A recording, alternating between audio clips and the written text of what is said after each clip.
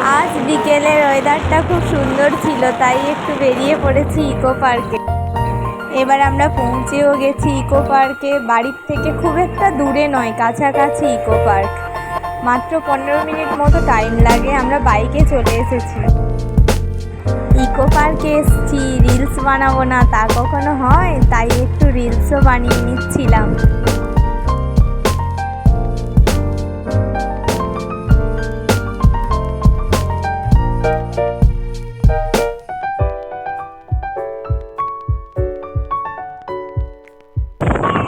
রাতের ভিউটা দেখো, জাস্ট অসাধারণ লাগছিল।